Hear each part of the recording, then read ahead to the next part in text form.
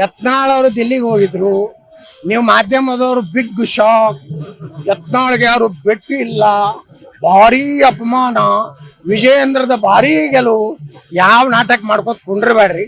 ನೀವು ವಿಜಯೇಂದ್ರ ಹೊಗಳಿತ್ತಂದ್ರೆ ಇಂದ್ರ ಚಂದ್ರ ಭೂಮಿ ಮ್ಯಾಗ ಒಬ್ಬನೇ ಹುಟ್ಟ್ಯಾನಂತ ನೀವು ಹೇಳ್ಕೊರಿ. ನಾ ಯಾರನ್ನೂ ಭೇಟಿಗೆ ಹೋಗಿಲ್ಲ, ನಾ ಯಾರ್ದು ಅಪಾಯಿಂಟ್ಮೆಂಟ್ ಕೇಳಿಲ್ಲ. ನನಗೇನು ಬೇಕು, ನನಗೇನು ಅಪಾಯಿಂಟ್ಮೆಂಟ್ ಅವಶ್ಯಕತೆ ಇಲ್ಲ.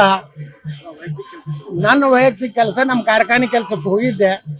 ಶೋಭಾ ಕರಂದ್ಲಾಜೆ ಅವರು, ಪ್ರಹ್ಲಾದ್ ಜೋಶಿ ಅವ್ರನ್ನ ಒಂದು 4-5 MP ಭೇಟಿಯಾಗಿನಿ. ಅದನ್ನು ಬಿಟ್ಟರೆ ಯಾರ ಬಲ್ಲಿಯೂ ಅಪಾಯಿಂಟ್ಮೆಂಟ್ಗೆ ದೈನ್ಯನಾಗಿ ಅತ್ಯಂತ ಅಪಮಾನಕಾರಿಯಾಗಿ ಬಂದಿಲ್ಲ. ತಮ್ಮ ಮಾಧ್ಯಮದವರು ನಿಮ್ಗೆ ಕೆಲವೊಂದು ಪ್ರೀತಿ ಅದಾವ, ನಿಮ್ಮ ಮಾಲಕರುಗಳಿಗೆ. ವಿಜಯೇಂದ್ರ ಮ್ಯಾಗ ಇಡ್ರು, ಅವ್ನು ಹೋಗಡ್ರಿ, ಬೇಕಾದಟ್ಟು ಹೋಗಡ್ರಿ. ನಾವು ನಡ ಅವಾಗ ಇರೋದ್ರಿಂದ 35 ಲೋಕಸಭಾ ಬರ್ತದ, ಹೋಗಡ್ರಿ, ನನಗೇನು ಗಂಟು ಹೋಗೋದು. 28 ಅದಾವ. ಆದ್ರೂ ಪಂಪ್ ಹೊಡಿಬೇಕಾದ್ರೆ 35 ಲೋಕಸಭಾ ಗ್ಯಾರಂಟಿ ಕರ್ನಾಟಕದ ತೋಟಿರಿ. ಆಮ್ಗ ಕೇಳ ನರೇಂದ್ರ ಮೋದಿ ಅವರು, ನರೇಂದ್ರ ಮೋದಿ ನಮಗೆ ಈ ಕರ್ನಾಟಕದ ಲೋಕಸಭೆ ನಡೀತು. ಅಪ್ಪನ ಏನಿಲ್ಲ, ಇವ್ರ ಮೋದಿ ನೋಡಿ ಯಾರ ಓಟ್ ಹಾಕೋದಿಲ್ಲ. ನನ್ನ ಹೋರಾಟ ಏನದ, ವಂಶವಾದ, ಭ್ರಷ್ಟಾಚಾರ, ಅಡ್ಜಸ್ಟ್ಮೆಂಟ್, ಮೂರರ ವಿರುದ್ಧ ನಾನು ಕಂಟಿನ್ಯೂ ಇರ್ತದ.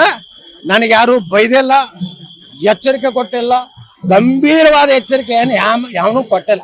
ಸುಮ್ಮನೆ ನೀವು ಟಿವಿಯವರು ಯೂಟ್ಯೂಬ್ ಚಾನಲ್ದವ್ರು ಹೊಡ್ಕೊತ್ಕೊಂಡಿರ್ತೀರಿ, ಹೊಡಿರಿ. ನನ್ನ ಹೆಸರಲ್ಲೇ TRP ಬರ್ತಿದ್ರು, ಹೊಡ್ಕೊತ್ಕೊಂಡ್ರಿ.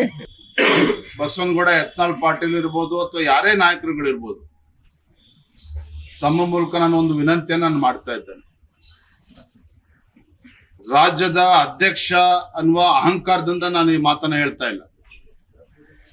ಮಾಜಿ ಮುಖ್ಯಮಂತ್ರಿಗಳು ಯಡಿಯೂರಪ್ಪನವ್ರ ಮಗ ಅನ್ನುವ ದುರಹಂಕಾರದಿಂದ ಈ ಮಾತನ್ನ ನಾನು ಆಡ್ತಾ ಇಲ್ಲ. ರಾಜ್ಯದ ಅಧ್ಯಕ್ಷ ಸ್ಥಾನ ಇದೊಂದು ದೊಡ್ಡ ಜವಾಬ್ದಾರಿ. ಈ ದೊಡ್ಡ ಜವಾಬ್ದಾರಿ ಹೊಣೆಗಾರಿಕೆಯನ್ನ ನನಗೆ ಕೊಟ್ಟಿರ್ತಕ್ಕಂಥದ್ದು ಬೇರೆ ಯಾರೂ ಅಲ್ಲ, ನಮ್ಮ ಹೆಮ್ಮೆಯ ರಾಷ್ಟ್ರೀಯ ಅಧ್ಯಕ್ಷರು ನಡ್ಡಾಜಿಯವರು, ನಮ್ಮ ಗೌರವಾನ್ವಿತ ಪ್ರಧಾನಮಂತ್ರಿಗಳು ನರೇಂದ್ರ ಮೋದಿಜಿಯವರು, ಅಮಿತ್ ಶಾಜಿಯವರು, ಸಂತೋಷ್ ಜಿಯವರು ಈ ದೊಡ್ಡ ಜವಾಬ್ದಾರಿಯನ್ನ ಕೊಟ್ಟಿದ್ದಾರೆ.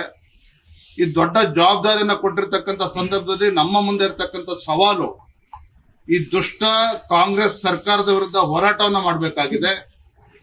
ಮುಂದಿನ ಲೋಕಸಭಾ ಚುನಾವಣೆಯಲ್ಲಿ ಭಾರತೀಯ ಜನತಾ ಪಾರ್ಟಿ ಮತ್ತು JDS ಪಕ್ಷ ಒಗ್ಗಟ್ಟಾಗಿ 28ಕ್ಕೆ 28 ಕ್ಷೇತ್ರಗಳನ್ನು ನಾವು ಗೆದ್ದು ಇವತ್ತು ನರೇಂದ್ರ ಮೋದಿಜಿಯವರ ಕೈಯನ್ನ ಬಲಪಡಿಸಬೇಕಾಗಿದೆ. ಹಾಗಾಗಿ ಮತ್ತೊಮ್ಮೆ ನಾನು ವಿನಂತಿಯನ್ನು ಮಾಡ್ತೇನೆ.